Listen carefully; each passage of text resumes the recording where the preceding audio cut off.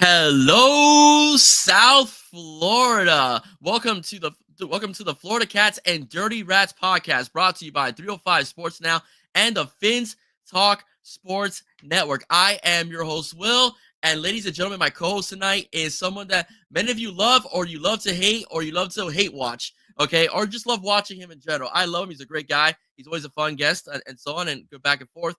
Evan Posner, but you guys know him as Finstanza, but today he's Canadian bred. Finstock Sports Network. I got to rock the Finstock Sports Network tonight, since it's not about Dolphins tonight. Thank God, man. We gotta tone you down a little bit. We gotta tone you down a little bit. We gotta tone you down. Yeah. I mean, but I'm not gonna lie to you. I was you a couple days ago with Lance Guidry, the Miami Hurricanes defensive coordinator. I was screaming at the top of my heavens. I was fighting with callers. I was not callers. I was fighting with people in the comment section. I was a riot. So trust me. I know how you feel. I know who you are as a Hurricanes fan, but last night when I was watching the Lions game, I go to myself, basically, Dan Campbell must have been watching Lance Guidry and watching what Mario Cristobal did to that poor defense, giving them the ball. He went for it on 4th and inches because he didn't trust his defense last night after giving up 31. You want to know what?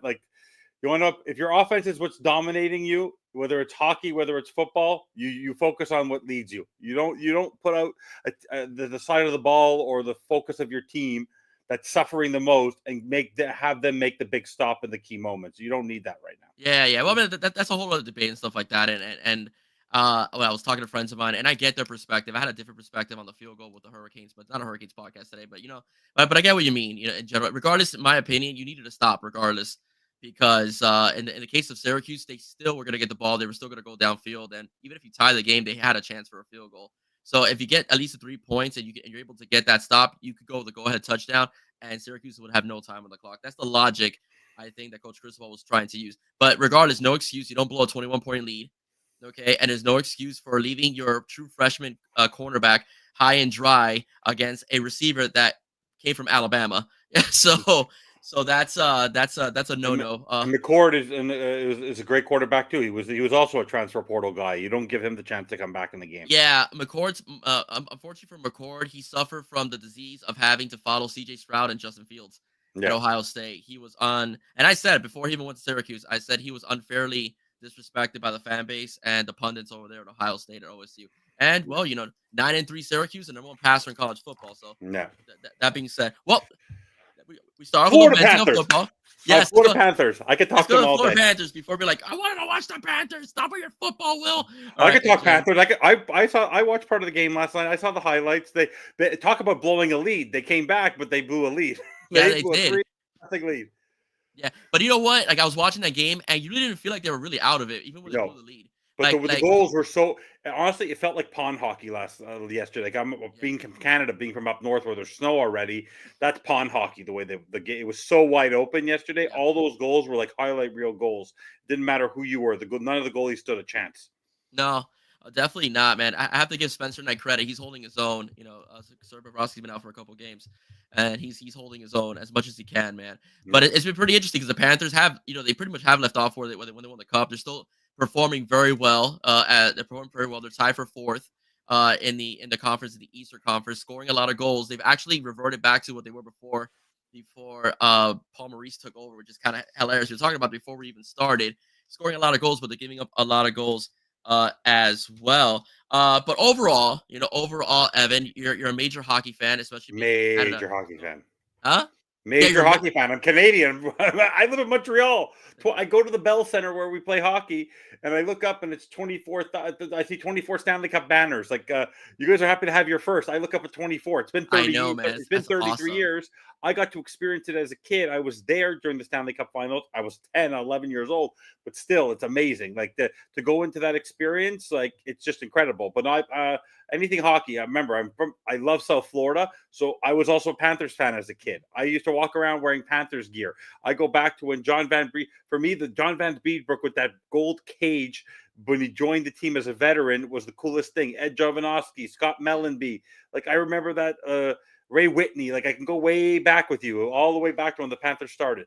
Yeah, the worst thing in Panthers history early on in that franchise was the trade of Stu Barnes. Yeah, that was that I think kind of caused the franchise to go downhill a bit. Yeah, and the premature firing of Doug McLean. Yeah. That's something that really did hurt the franchise, and it's You need stability at the beginning. yeah. Well, I mean, well, now we have really good leadership, so that's something. We also have great ownership. Like, don't we wish the Dolphins had ownership like Viola? Or you never know. Like, the only thing that always confused me is how the Panthers and the Heat could never get together. And because in most sports, hockey teams and basketball teams share arenas. The Yeah, fact that they don't share arenas, one's in downtown and one is in Sunrise, where you're shopping all the way to Sawgrass Mills to go watch a hockey game. You can go shopping for the day and then cross the street and go to a hockey game. You might get killed crossing the street. You have to drive around, but still, it's I a love beautiful area. I love the area, that I area love of that area. Sunrise, but it is in the middle of nowhere.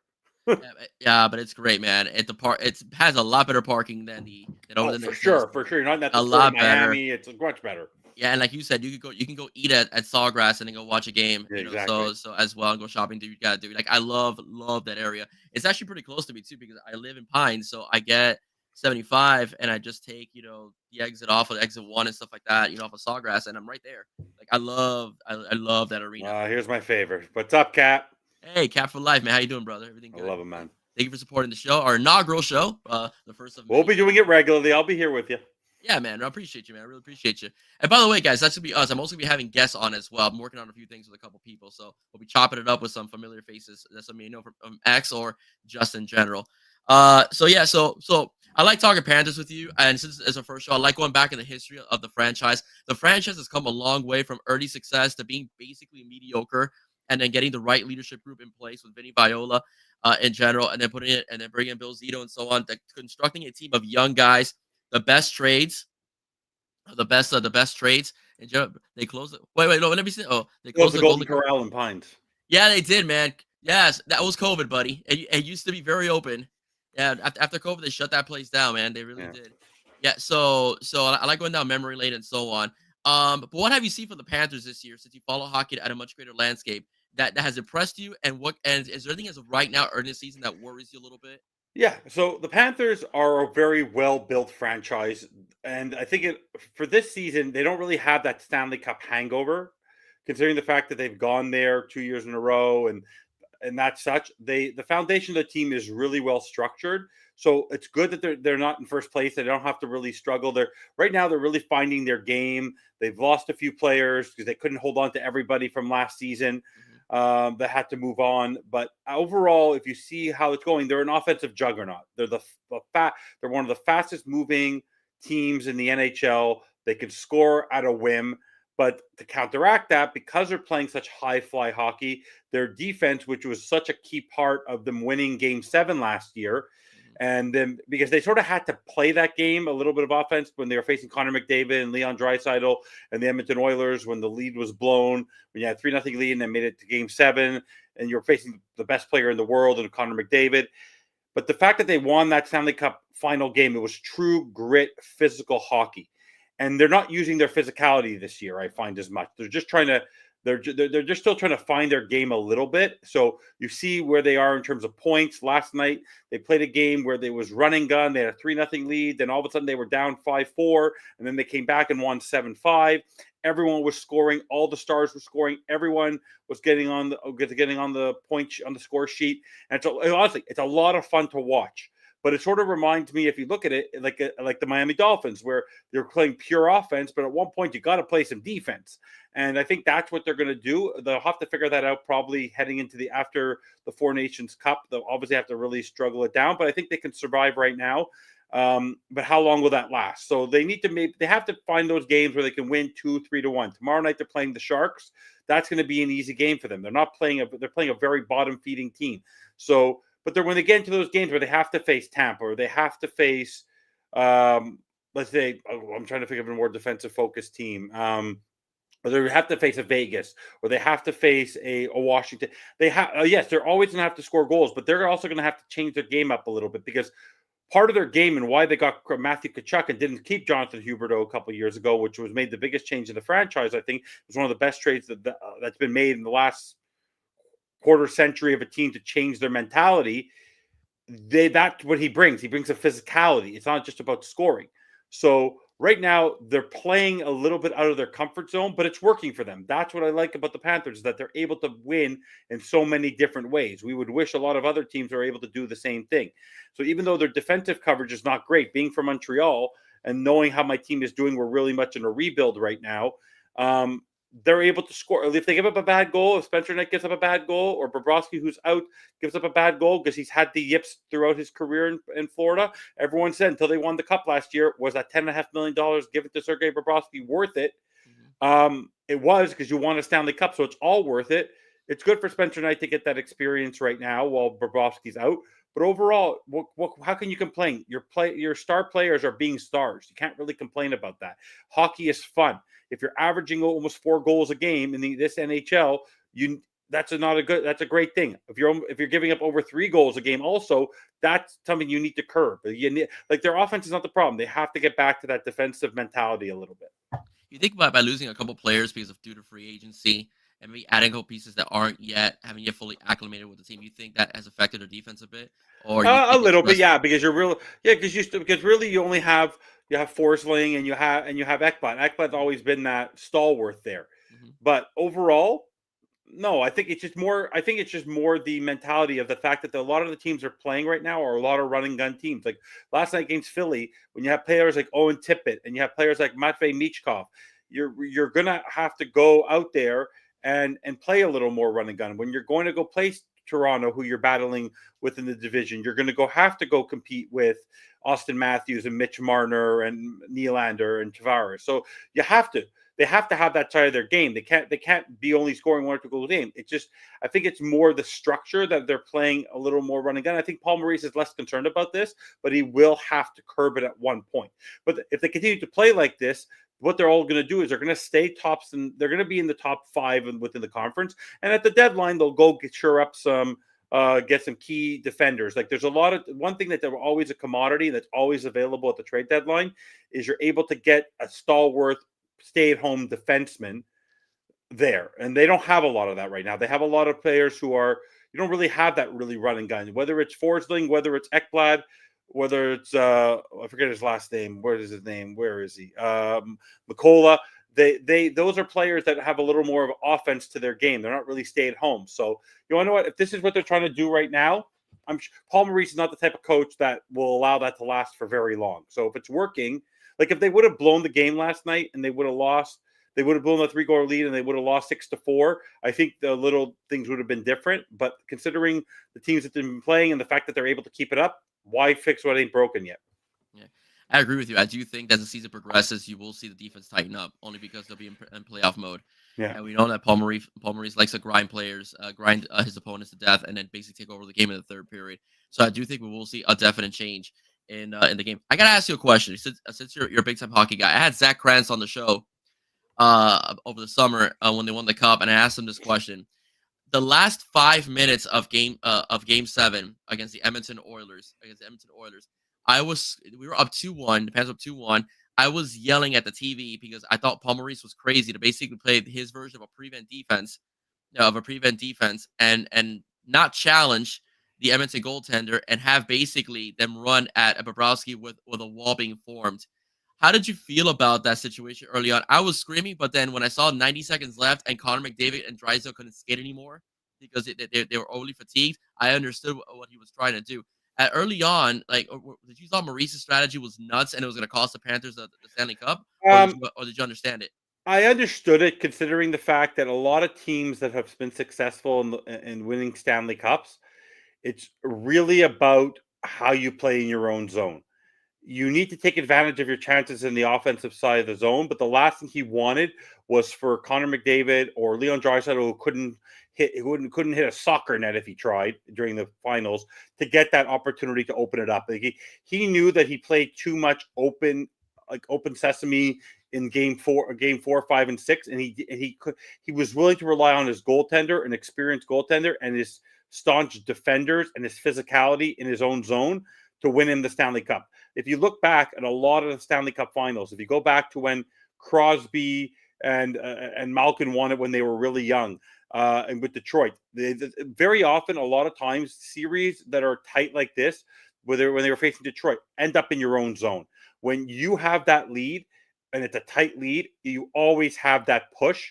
And if you try to force it, and you have to allow the offense to create your defense allow you to create the opportunities for you. If you try to force the opportunities when you have the lead in a Stanley Cup final, you're going to end up leaving an opening for the other team to score. So I understood what he was trying to do.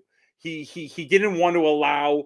It's more of like a trap. He wanted to play more zone. He wanted to play more of a trap instead of sort of let them force it, let them stay on the ice, let them force them. It's going to get shots in, but as long as they don't get amazing chances, it's okay.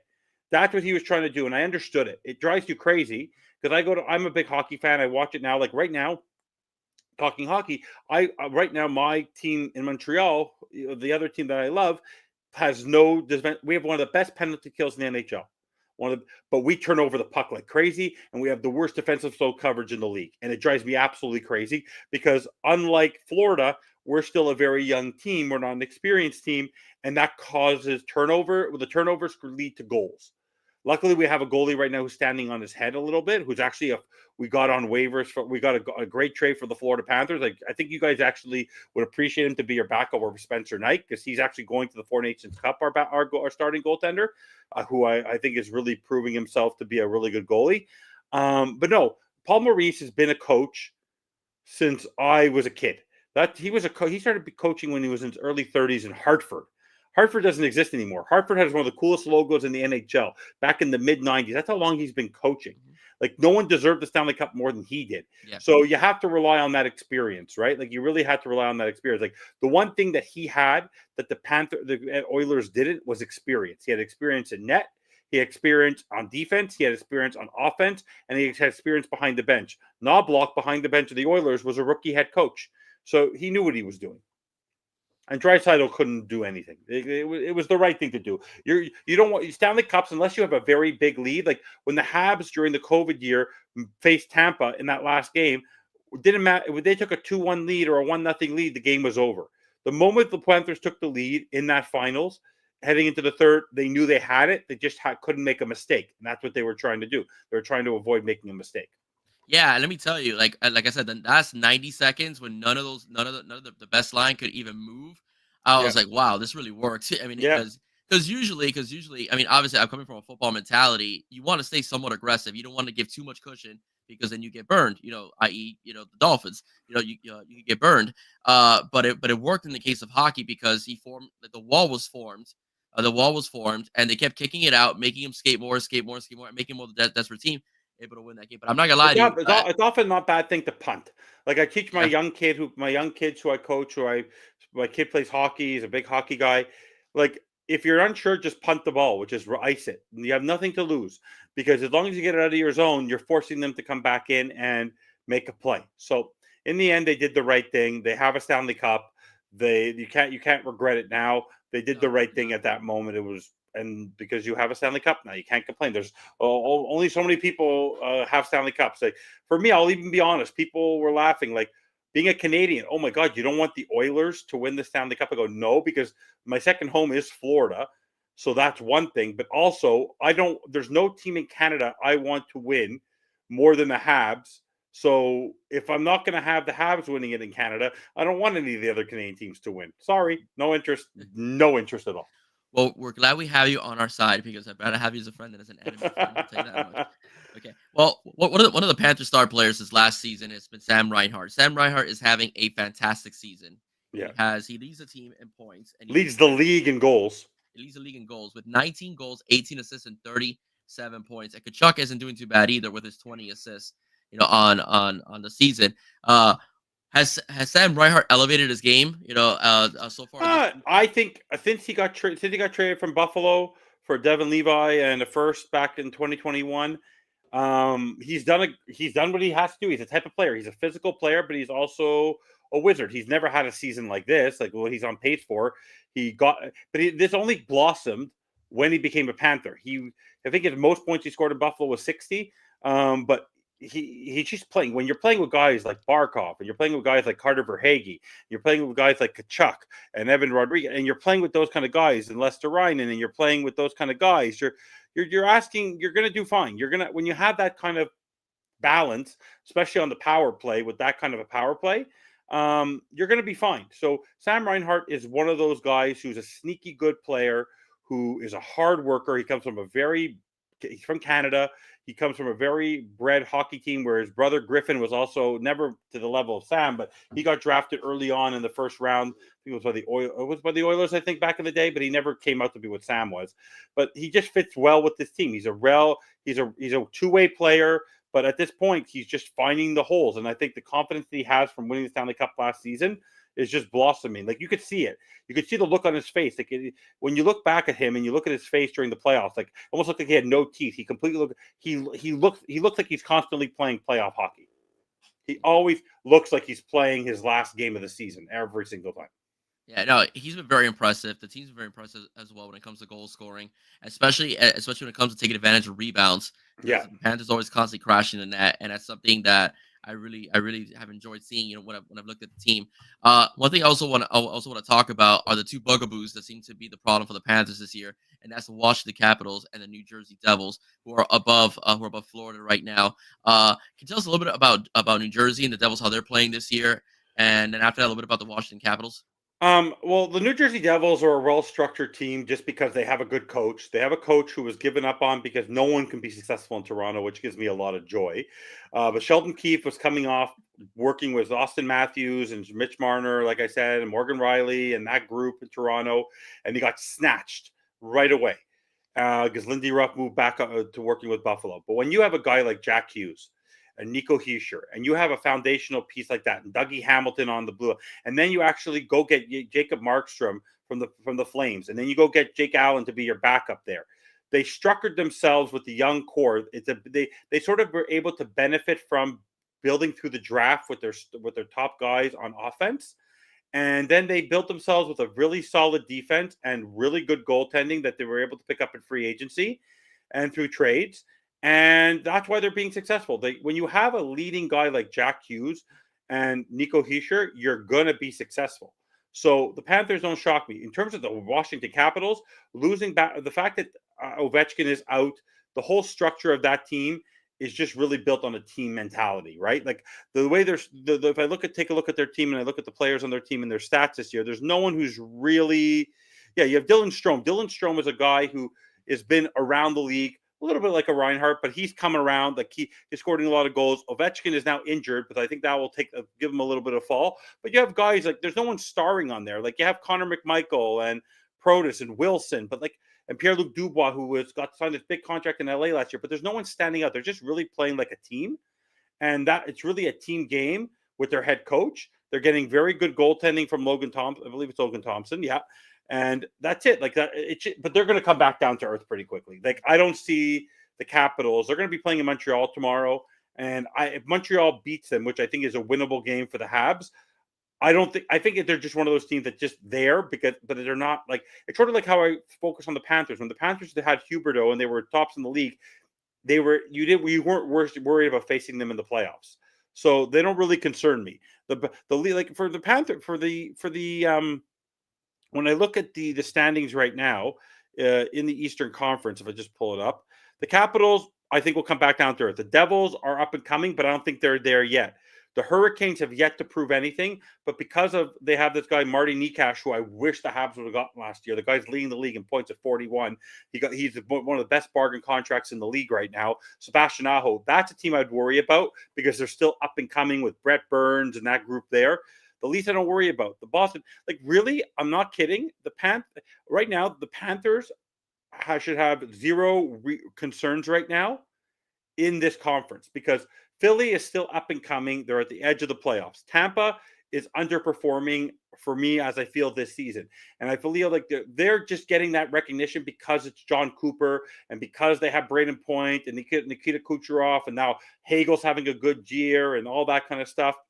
But I'm not that concerned about them. They're not playing as well as they should. Boston had to switch coaches. The fact that Jim Montgomery got snapped. They fired a guy, Drew Bannister, in St. Louis after like 10 games because Jim Montgomery became available. Jim Montgomery led the Boston Bruins to the best record in the history of the NHL.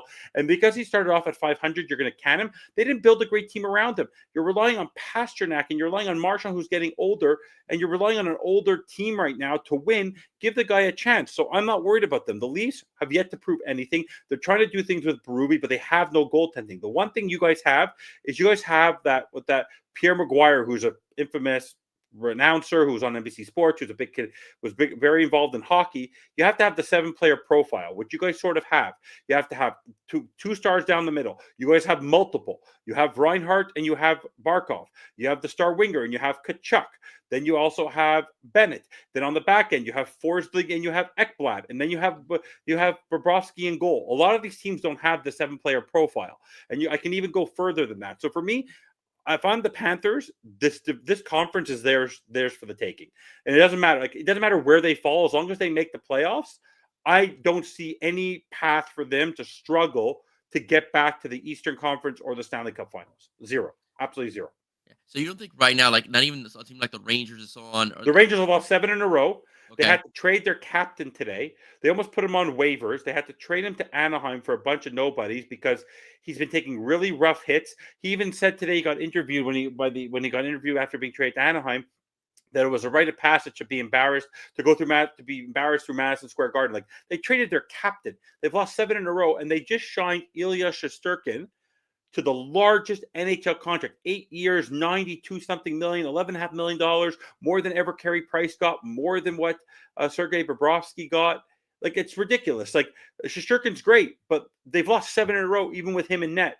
Laviolette is a good coach, but there's something there. There's a lot of star power there in Panarin and Kakko and Lafreniere, and I think they just need Zibanejad, but Adam Fox. But I guess Trouba's been getting himself in a little bit of trouble lately, and he does have a bit of a yap. But it is what it is. They're trying to shake things up there. But the Rangers are one of those teams that is still a little too much of finesse, and they just got rid of their biggest physical threat. So I wouldn't be too concerned about them. Man, I think you just angered Mark Messier. You know. So what? He's going to guarantee. It doesn't matter to me. I don't know. Have you ever watched the American broadcast? When you watch Mark Messier on television, he's awful. Like, some of these stars, that's the one thing about hockey. Like, I was lucky in Montreal. We had PK Subban for a couple of years, who we then traded for Shea Weber. The guy's great on television. You have to find the right guy. Like, like, even I don't like Barry Melrose as a person, but he's decent on television. You have to know what you're talking about. A lot of players sometimes don't know what they're talking about. Like, when you watch the NFL, you have to know who you were talking about. Like, if you listen to Bill Belichick right now, or you listen to Nick Saban today, when he was, I don't know if you saw that interview on the Pat McAfee show. If not, go take a look at what he talked about what happened with him.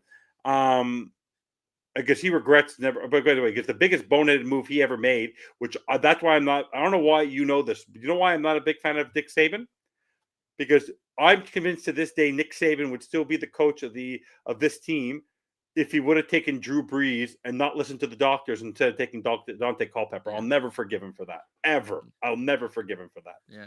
But no, going back to the Panthers are structurally built where they have the necessary foundational pieces where not everybody is making such an exorbitant salary.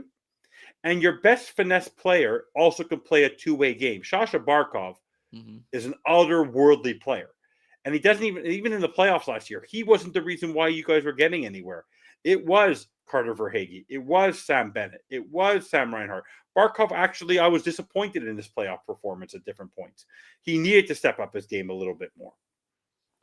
I was piggybacking Mark Messier a little bit. The reason I mentioned Mark is because I was a huge Messier fan growing up, believe it or not. I used to love Mark Messier when he was in the Rangers as well. He was one of those few guys that was not only could score a bunch of goals, but he could beat the crap out of you as well. So in his prime, so that's why I like Mark. But yeah, in his broadcasts, especially when he was coming to the Stanley Cup, he was awful and a tremendous Ranger bias.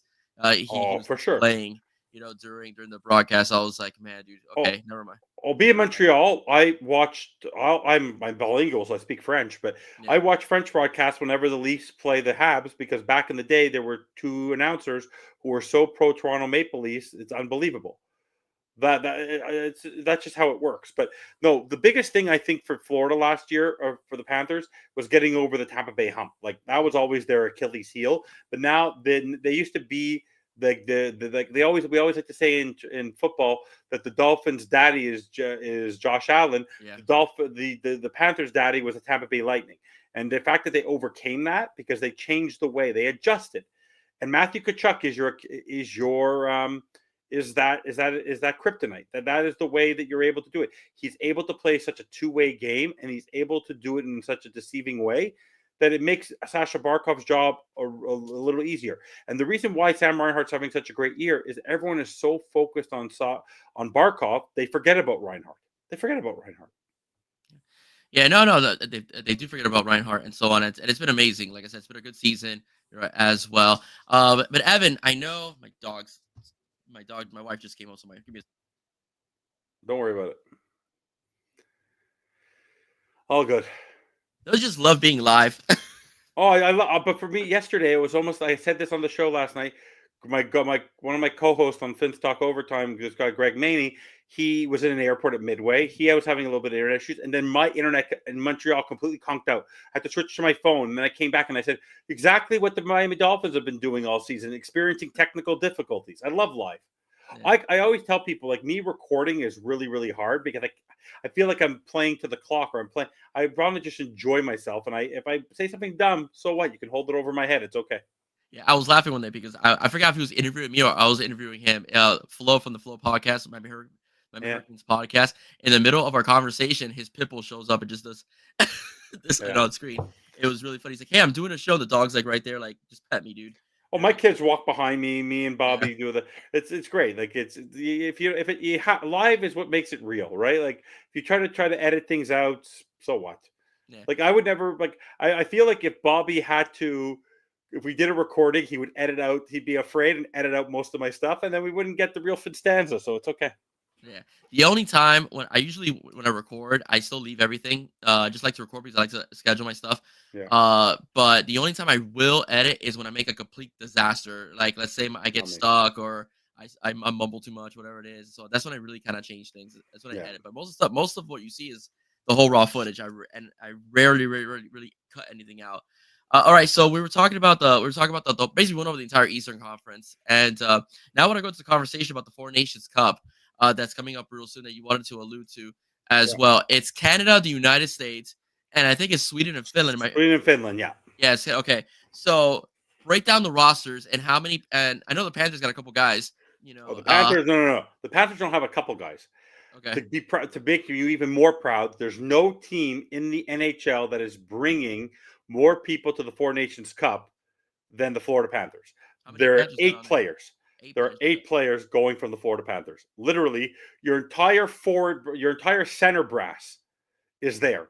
You have 3 defensemen. You have 4 forwards. You have a winger. Like, you could really bring a hockey team to the dance. And if you had a Russian team, Bobrovsky would be there. But unfortunately, we know why there's no Russian team, right? So, no. This is going to be an interesting tournament. It's only 4 teams because obviously they want to keep it competitive. Honestly, if Canada faced Switzerland, I'd be nervous because Switzerland always gives Canada a bit of a hard time. But it's going to be a fun tournament. It's happening in Canada. It's happening in Montreal. The tickets are going to go for insane amount of prices. It's a way to generate revenue. But honestly, for Canada, if you look at it, they're bringing the 2 key guys from Canada from the Florida Panthers and Reinhart and Bennett. Those are going to be 2 key cogs at center and wing. On the U.S. side, the main guy obviously is going to be Matthew Tkachuk.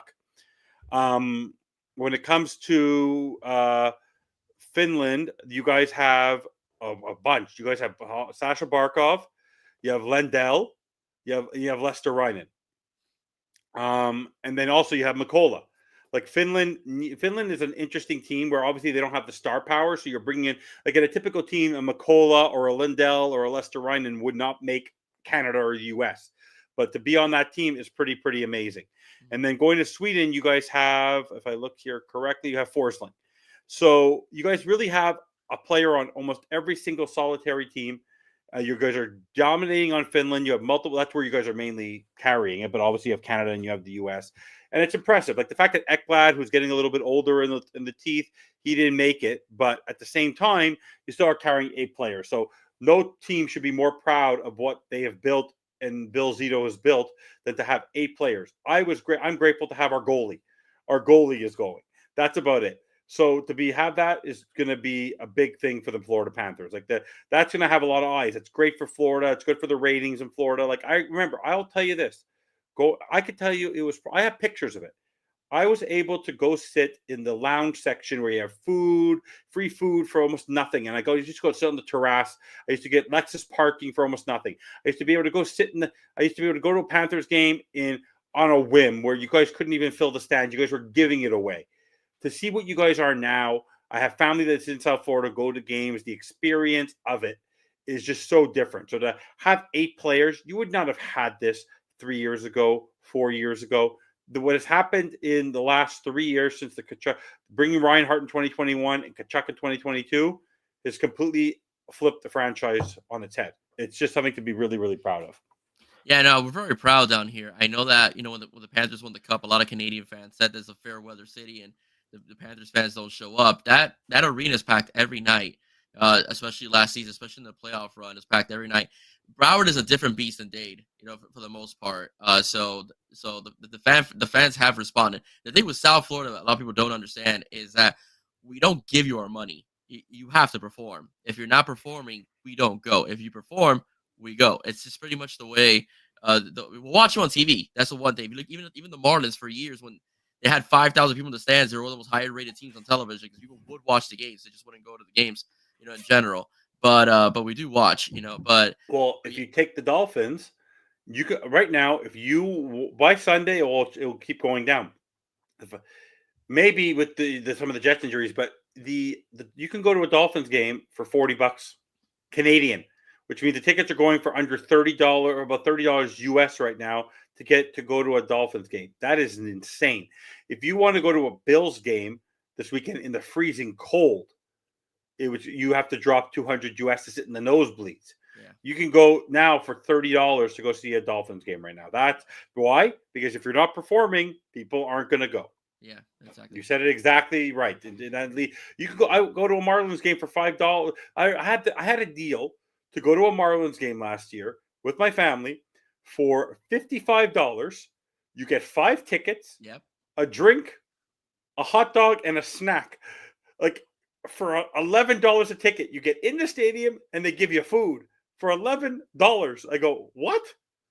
That's back in the day when I'm a big Expos fan. When I used to be able to go in when it was 5,000 people in the stadium because it was an old stadium in the middle of nowhere where people didn't want to go. The team was at the end of its ring. I get in for $5. I can go sit in the bleachers and then move around the stadium, however I wanted. That's what the Marlins Stadium is, and it's a beautiful stadium. It's just in a location where people don't really want to go. Mm-hmm. And until the team performs. But watch it. The thing about the Marlins though is if they want to perform, they can. They just don't feel like it. Yeah. Well, the Marlins. The problem was that Jeffrey Loria screwed everybody over. Don't say that name. Yeah, well, I know he's infamous in your city too. If I saw David Sampson or Jeffrey Loria right now at this moment, I would spit in their face. Like literally, the first thing I would do when I said hello was spit in their face. Are you familiar with the way they fired Joe Girardi? Yes. They didn't even let him sit down. Hello. Yeah, but you have to remember. The Florida the poor Gerard Gallant was fired. I forget which team was he fired from? Was it the Vegas job or was it the Florida job where he got fired from with his luggage? Was it Florida? I don't remember. I think it was the Florida job.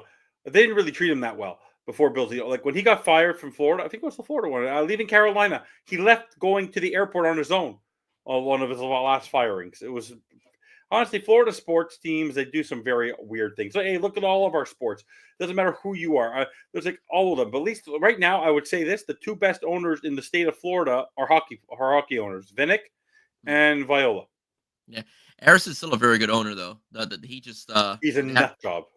Yeah. He's a great owner, though. But because he has Riley and Spo. When you have Riley and Spo, you have foundational pieces. A couple nights ago, I said to a buddy of mine who was one of my suppliers. He wasn't there yesterday, and at least 10 messages I sent him was 41, 41, 41. I kept on writing the number 41 down the whole chat, and then all of a sudden he tells me this morning he wasn't feeling well yesterday, and he called in sick to work. I go, was it because your Lakers lost by 41 to the Heat 2 nights ago? Talk about a team falling apart. JJ Redick is going to be one and done there. Yeah, definitely. Of course, that was a LeBron hire. So that's Well, LeBron doesn't even seem excited. I think yeah, LeBron's done after this season. I think so too. I think he's want to play. I think he And wants to Anthony renew his Davis is deal. one of the laziest basketball players I've ever seen in my life. But you know what? He's the one that cost the Heat the championship. LeBron won the MVP, but if Anthony Davis would have been hurt, did he take the title? Yeah, Because he yeah, was the only one Miami had no answer for. yeah, The one time where he wasn't really playing, the Heat where the Heat actually won a couple games there. Yeah, but going back to Mickey Arison a little bit, the only flaw in Mickey is that he doesn't like going over the salary cap. He will not yeah. pay luxury taxes No, for we don't play anything, luxury tax. at He's all. So not Steve Ballmer. He's not Steve Ballmer. no, he'll tell Riley, do what you can with this. This is what you got. So Riley, Riley has to do that. But the Heat have tried, man. They tried going for trades lately. The Godfather hasn't been put off. Joe Cronin did not want to give Damian Lillard to the Miami Heat. That was something that he wanted to stick to Damian Lillard more so than to the Yeah. Heat. So that's something that really did piss the Miami fan base off. But guess what? The Heat made the playoffs in the finals that year, and the Trailblazers won 10 games. So Yeah. whatever. It is what it is. But yeah, man. But that's but South Florida. That's how South Florida is. The Heat earned a trust of the fan base, so they get their audience, and the Panthers have done it, as well. And this year They're the fun to Hurricanes. watch. They're fun to watch. No, they absolutely are. And the Canes this year, their attendance went up. I used to go to Canes games for $5. Then now it's at least to sit in nosebleed. It's like 40. It's so odd with a bad team. It was like 40. So again, you win, people go. It's just the way it is. We're not gonna give you our money. That's the one thing Oh, look at that the weather. You could because there's so much to do in Florida yeah, there's a that lot if to you're do going here. to go spend money on a sporting event, you want the money. There's unlike Montreal where it's freezing right now. You either want to be indoors, so you don't mind going to an indoor sporting event. You're in Florida, you can go anywhere. So if the Panthers are doing well and it's not doing well and it's 85 degrees outside, why am I going into an arena? Hmm.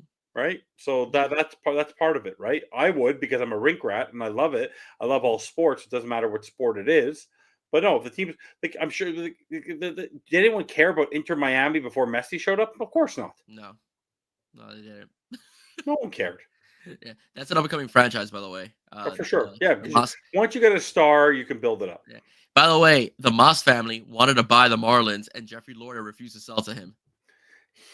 He's a That nut. He's an absolute psycho. That guy. yeah, That he entire is. family. Yeah, He got the Dolphins the Expos for a song. Was able to get rid of it, and then he got basically a franchise. Basically gifted the Marlins franchise, yeah, and then sold it for $1 billion. Like yeah, made billions off of it. Like it's unbelievable. The guy. yeah. I hope that guy lives. It sounds awful, but I hope that guy does not. His life does not end. He basically destroyed the Montreal fan base. He promised something, his own money, and then choked on it. Unbelievable, unbelievable. The same thing here. If we build it, Yeah, will you come? He yeah, said you won the championship. If you build it, yeah. will you come? But First thing he did, he sold everybody off. yeah, but this should even give you a little side note about people showing up. Like the Habs, we sell out every game, Hmm. but when you watch games on TV, you'll see that there are empty seats because if the team is not, we're still in a rebuilding mode. But a lot of the seats are business seats in a lot of these arenas and these Hmm. stadiums. And if it's a business, and if the team is not doing great, they don't mind missing a boring game. If it's a high level game against a star team, so for us playing the Leafs, or if you're playing the Bruins or the Habs, like this, like your number one selling game is going to be when the Habs cut. Whenever I go to Florida, when the Habs would be there during Christmas, that's the one game because you have so many snowbirds coming down. Like Yeah. your attendance, the tickets attendance and the attendance at the games will be much higher the last week of December into early January when the snowbirds are down there because Hmm. snowbirds want to watch hockey. Yeah, absolutely. No, definitely. Evan, this was fun, man. I had a good time with you. Anytime you want to do it. Yeah, it was a good time to. Let's try to shoot for not next Friday, maybe the following Friday. Anytime you want. Anytime you want. Perfect. So we'll do it again, and so on. So this was fun, man. Again, man. Finstanza, guy knows everything, dude. Guy knows football. Guy knows hockey. Anytime you want to talk. Yeah. Well, definitely. I know it's a Panthers podcast, but I love wrestling as well. I don't talk much about wrestling because no one knows. But I could do about it. Panthers all day. As you could probably tell, I know your team as well as you do. Yeah, absolutely. No, An and that's easy study. when WWE. We'll stay for the end of No the problem. broadcast, but when WWE hits Netflix, you and I have a conversation about that. Anytime you want. 'Cause I'm Well, excited. yeah, about but they already announced that they're not going rated R, so they're going to keep it very PG on Netflix. I'm okay with that Me too. because you still have a lot of kids that watch wrestling, and I got into wrestling when I was 3. My son's 4, and I kind of want to show him a little bit. Yeah, my kids are 9, 11, and 9, and my daughter's afraid of it. But my other son doesn't mind watching it. I'd rather keep it PG. Yeah, me too. My son is hilarious because he's at the age where like tussling with dad, and so I will put him in the last ride, but 2 inches off the bed, in general. So joking around, I'll pretend I'm cutting a promo with him, and he already knows what I'm doing. He looks at me and he goes, "Put me in last ride." He tells me to do that in That's general. so So funny. My that kids, one of my kids is 9 years old, 9.5 years old, and he weighs like 55 pounds. So I can still pick him up like with one hand. It's like yeah. so easy. So like it's so easy to just pick him up and throw him on the bed. So That's great, man. yeah. Yeah, kids are fun, man. Kids are fun. But go Evan, go go Panthers and like yeah, keep up the great work. Like I'm loving hockey now right now because the Habs, who I'm a big fan of, are up and coming. They're still slowing, but we got back one of our star players who was injured at the beginning of the year, and Patrick Laine, who is back for 2 games and has scored 2 beautiful power play goals, roofing that. It's completely changed the mentality and the motivation of the team to have that. Samuel Montembeault, who's a former Florida Panther, who's our hmm starting goaltender, who's going to be going to the Four Nations Cup. He's playing out of his mind. He had 3 shutouts already this season, and he had one prior to that in his entire career. So he's playing over his head. And then the Panthers are doing well, so that's fun to watch. So hockey's a lot of fun. yeah, it is absolutely, and it's a fun sport. Yeah. You know, Oh, fun it's sport. always going. It's always moving. Yeah, absolutely. It's a good family atmosphere as well, especially in the Exactly. Oh, sunshine. it's fun to take a family to a game. Yeah, Yeah, it for sure. absolutely is. We're planning on taking Liam to his first game real soon. Yeah, So enjoy it. It's all yeah, but honestly, it's so nice for you guys. You get to go out. It's like the weather in Florida right now. My folks are down there. They just went down there because they're snowbirds for the next 11 weeks. But we're up. We have our place in Hallandale, and like to mhm, go out there and like the last couple of days, it's like 55, 60 in the morning, yeah, and then all of a sudden it's 75, 80 degrees in the afternoon. The weather's couldn't be more perfect right now in Florida. yeah, no, absolutely, yeah, it is, yeah. And you're definitely welcome to come down, man. I We know. we For me, need this a is little like crazy Finstanza. time.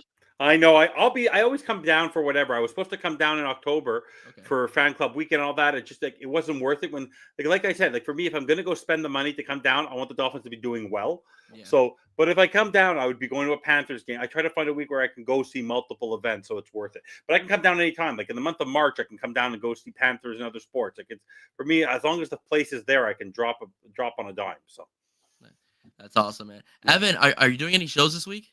Yes, I'll be on like usual. Me and Bobby going crazy on Sunday mornings. We'll be on for the pregame show at 11 a.m. for prior to the Jets game. Then we'll be on the postgame show at 8 p.m.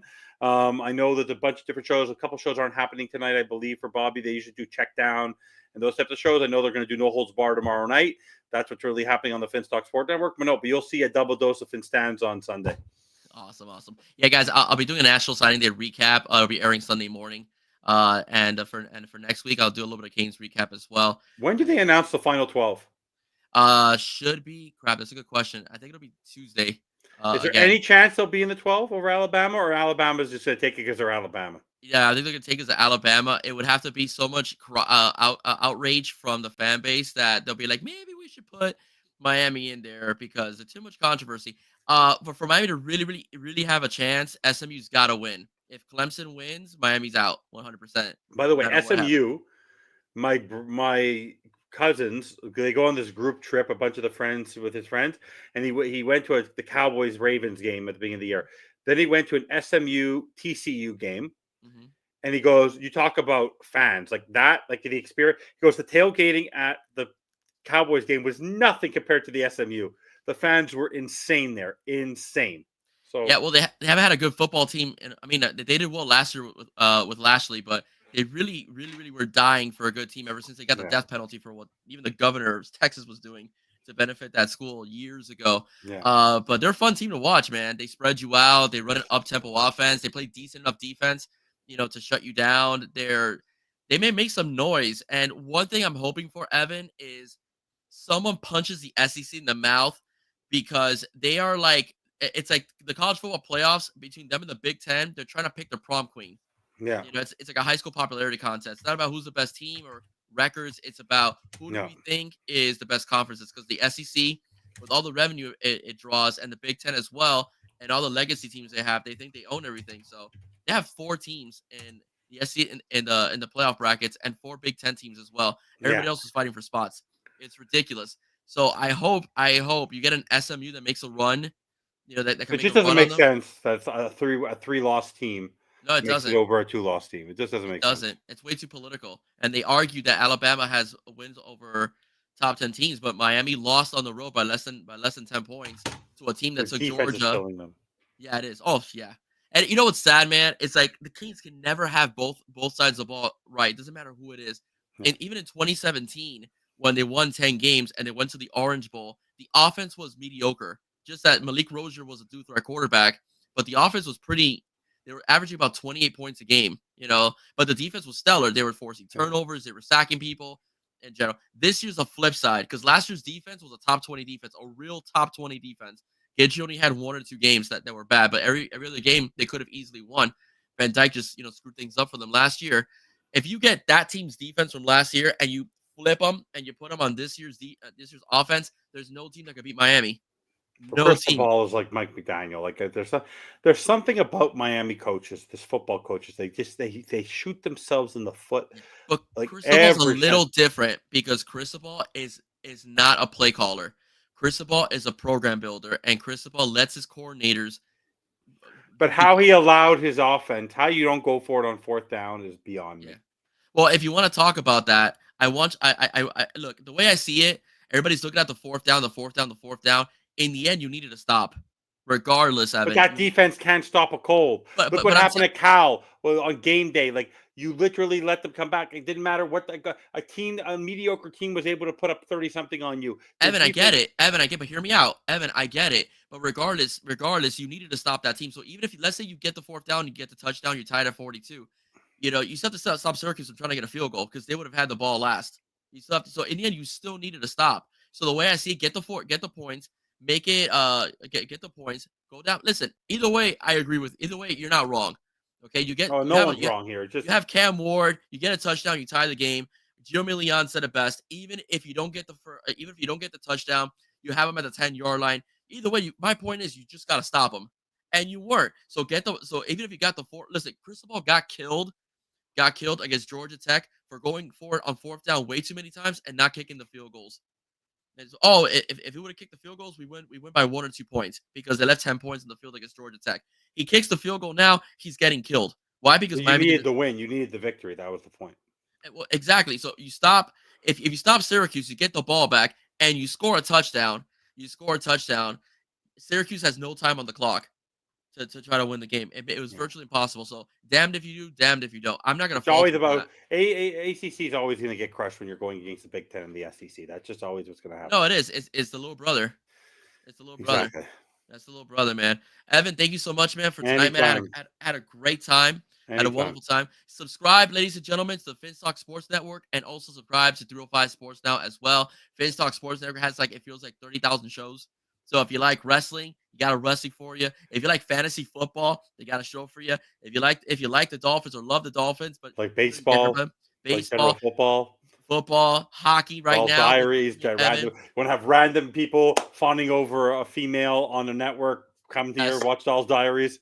Yes, we have girl dolphin as well, lady dolphins, as well. Well, her and me versus Achan, because I don't know if you know this. I have trolled Devon Achan all season, and it is getting under her skin all season. It's been awesome.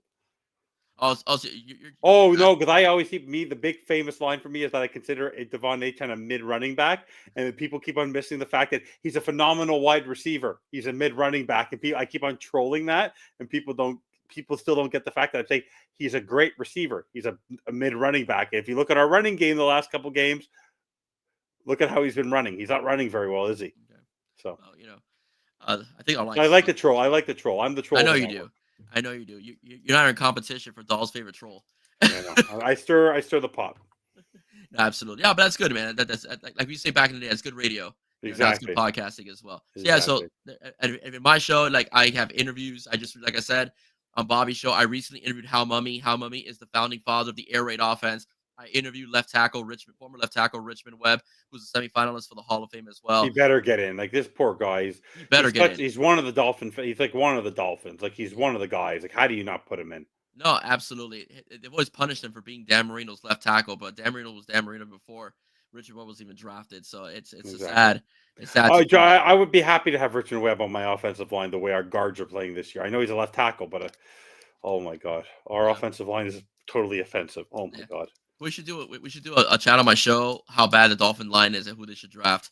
I did a show last night for an hour on all the reasons why the Dolphins are stupid. Like the show was basically called "Why the Dolphins Are Stupid." This is what FinTalk Overtime is going to be. The Dolphins are stupid, from Greer to Ross to Tua to McDaniel. Even Tua himself finally admitted yesterday he's stupid. He should not have gone head first, but he continues to do it. Yeah. The Dolphins are stupid. The Panthers used to be stupid. Then they got a foundational piece. They didn't stick with the old. They became a physical team. Because if you look in the NFL last night, if you look in the NFL or in any sport, the physical teams who are the people who win championships. It's not the finesse teams. It's not the finesse. Yeah, you're right. You're right. Listen, man, I love the Phoenix Suns with Kevin Nash. No. I used to go up and down the court. Yeah, I love Steve Nash and Amari Stoudemire. They were never going to win. Steve Nash. I call him Kevin Nash. Steve Nash. He's like 7 inches taller. Steve Nash is two-time MVP, whitest Canadian boy from Vancouver. I know, man. But guess what? They won nothing. You know, they won nothing.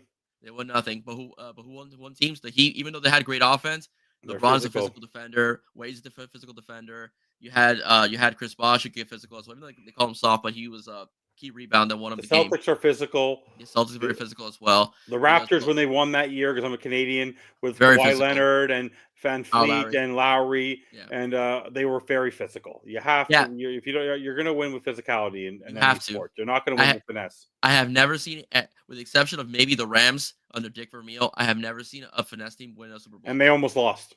Yeah, they were like 2 yards away. Dyson was 2 yards away. Yep. Steve McNair, curse to you, my friend. God rest his soul. Yeah. All right, Evan, thank you so much. Anytime. All right, thank you so much. Guys, remember, please subscribe to 05 Sports Now and the FinTalk Sports Network, okay? God bless, guys. See you soon. Go Panthers. Bye-bye, everybody. Panthers. Have Gobs go.